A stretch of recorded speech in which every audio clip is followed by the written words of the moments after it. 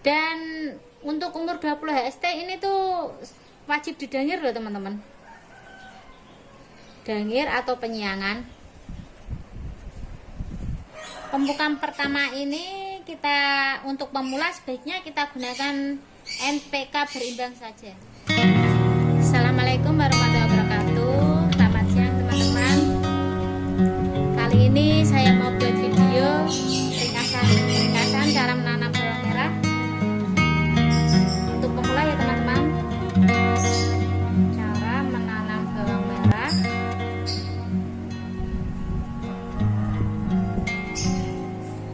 untuk pemula dari A sampai Z. Untuk pembuatan bedengan, untuk lebar di tempat saya itu 1,5 meter, dan kalau untuk kedalaman parit di tempat saya itu 30 cm. Semakin dalam paritnya itu semakin bagus ya. Dan untuk pembuatan bedengan ini di setiap daerah tuh atau di setiap wilayah tuh berbeda-beda ya teman-teman. Jadi nggak perlu ikut patokan saya ini.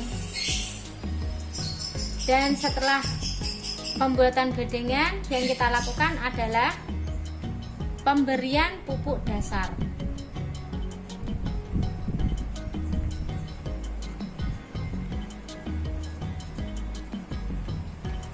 Untuk pemberian pupuk dasar kita lakukan seminggu sebelum tanam ya. Untuk pemberian pupuk dasar kita bisa gunakan organik, bisa gunakan NPK, atau pakai yang tinggi fosfat ya teman-teman, atau pakai yang tinggi fosfat. Karena fosfat itu kan termasuk pupuk seloris, yang artinya penyerapannya itu lebih lambat, jadi cocok untuk pupuk dasar. Setelah pemberian pupuk dasar, kita masuk ke proses tanam.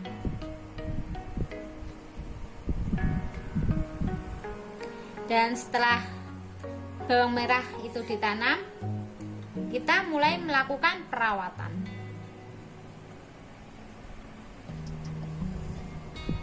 Dan perawatannya itu kita mulai dari 0 sampai 10 HST, yaitu meliputi penyiraman pagi dan sore. Ya minimal tuh sore hari ya. Penyiraman pagi dan sore.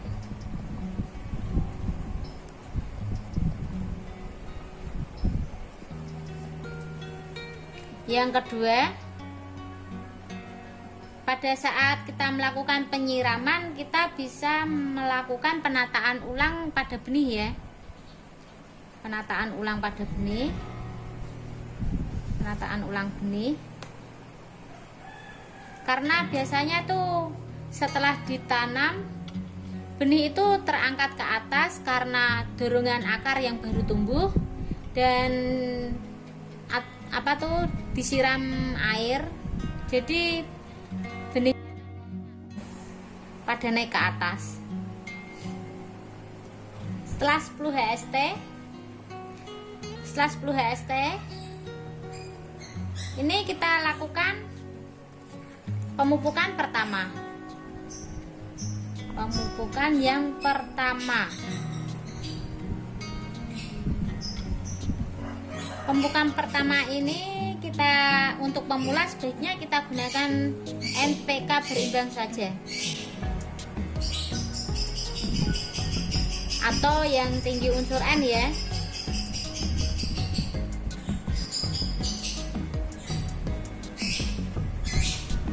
Unsur N. Dan setelah dilakukan pemupukan pertama, kita melakukan pengobatan atau penyepraian yang pertama.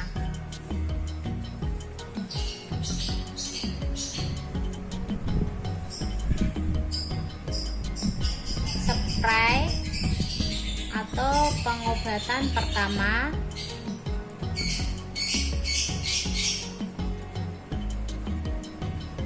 HST nih ya, atau 11 HST. yang kita gunakan itu fungisida atau mancozeb. Terus kita gunakan obat daun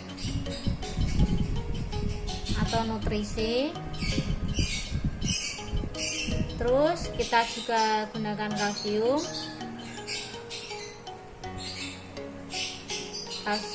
terus tidak lupa perekat ya teman-teman.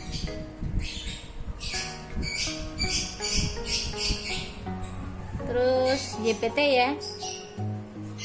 YPT ini untuk perangsang akar dan daun ya.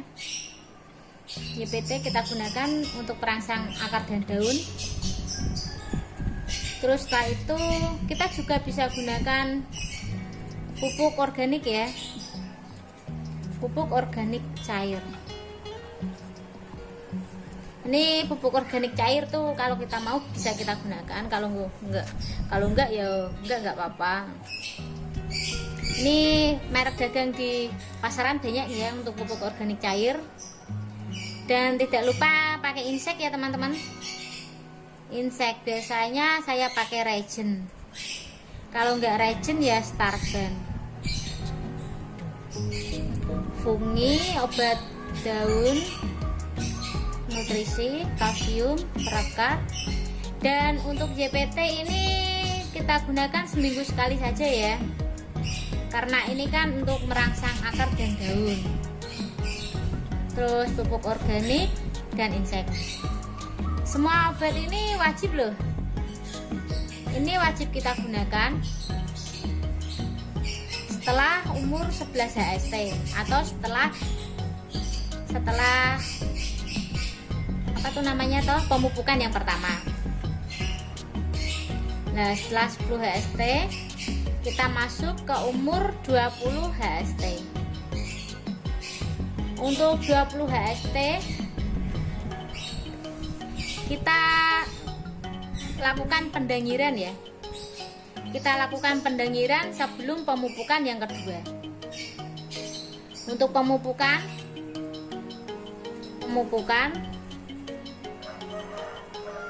kita masih gunakan NPK lagi karena kita NPK berimbang ya. Karena ini untuk pemula jadi kita gunakan NPK berimbang saja.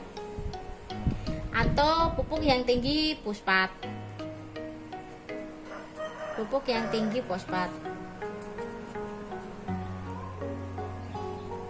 Atau pupuk yang tinggi fosfat.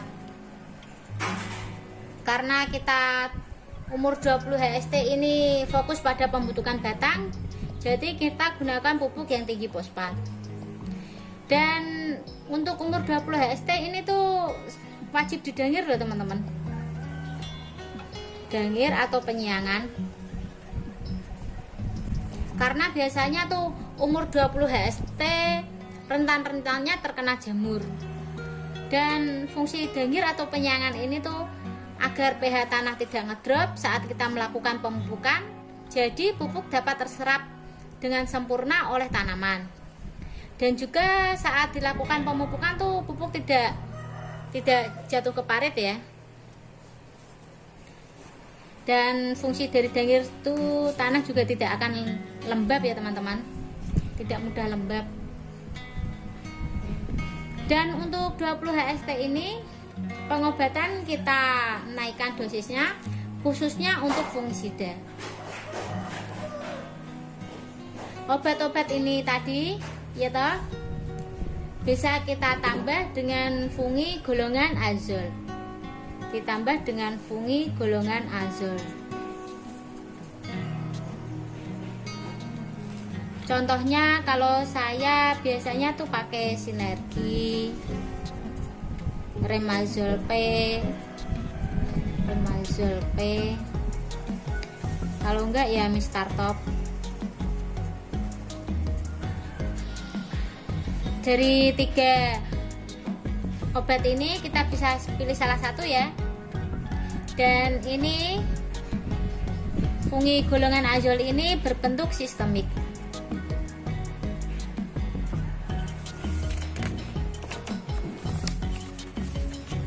untuk yang kontak, saya biasanya tuh gunakan klorotaronil.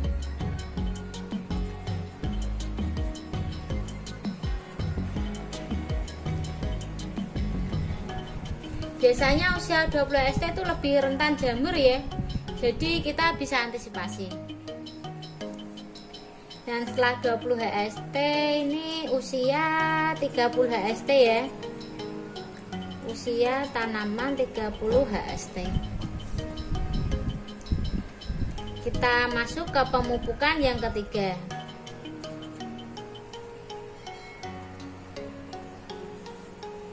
Kita bisa pakai NPK berimbang. Untuk pemula tuh kita pakainya NPK berimbang saja juga nggak apa-apa. Kita bisa pakai apa ya itu toh, KCL, atau kita bisa pakai pupuk yang tinggi akan unsur K-nya. Tinggi unsur K. Kalau untuk pemula saya sarankan lebih ke NPK saja ya, NPK berimbang ini.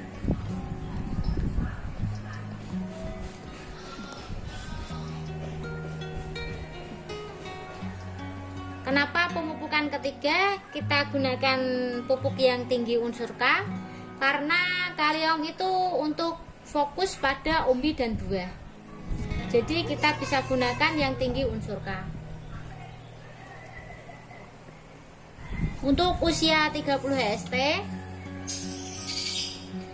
untuk pengobatan ini atau penyepraian fungi masih tetap ya. Dan untuk Mancozeb, klorotaronil, dan ayok atau azol nih ya. Dan azol ini kita tambahkan dosisnya. Dan ketiga obat ini wajib ya teman-teman. Mancozeb, klorotaronil, dan azol ini wajib. Untuk Mancozeb yang biasanya kita pakai 2, kita bisa naikkan menjadi 3 sendok. Biasanya 2 sendok, kita bisa tambah 3 sendok. Untuk klorotaronil kalau tidak ada serangan jamur sebaiknya kita gunakan 2 sendok saja. Untuk azol kalau biasanya 15 ml kita naikkan lagi jadi 20 ml ya. Dan obat ini kita tambahkan dengan obat pembesar umbi. Obat pembesar umbi. Biasanya untuk pembesar umbi saya gunakan KCL cair. Yang kedua itu MKP biasanya saya pakai mulai dari 25 ST ya teman-teman. Kalau tidak ada hujan atau cuacanya cerah, saya biasanya gunakan KNO3. Ini kalau cuaca cerah atau tidak hujan ya. Dan tidak lupa saya juga gunakan Grain. Ini saya rolling loh ya teman-teman. Biar tidak boros, ini di rolling. Dan semua ini hanya untuk pemula ya teman-teman. Untuk obat dan perlakuan untuk tanaman tuh bisa saja berubah tergantung situasi dan kondisi tanaman. Ini bukan rumus paten loh ya. Nah, sekian dulu ya teman-teman. Sekian dulu teman-teman video dari saya, semoga bermanfaat. Mohon maaf bila ada salah-salah kata. Dan yang sudah bergabung dengan channel saya Bawang Cantik, saya ucapkan banyak terima kasih. Dan yang baru bergabung dengan channel saya Bawang Cantik, jangan lupa di like, comment, and subscribe ya. Dan jika dirasa bermanfaat, jangan lupa di share ya. Semoga petani Indonesia semakin sukses dan maju.